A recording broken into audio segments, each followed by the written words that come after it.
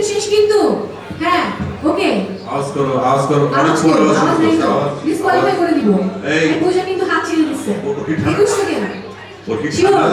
ঠান্ডা লাগা আছে সর্দি টর্দি সর্দি নাই সর্দি লাগবে পরে টিস্যু দিয়ে মুছে ফেলবো সমস্যা নেই আই 28 সেকেন্ড আর অনেকক্ষণ ততক্ষণ রাখে নাকি আগের 28 সেকেন্ড ছিল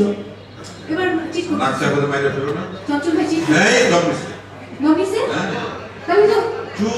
চোর কিন্তু ডিফারেন্স তো চলে গেছে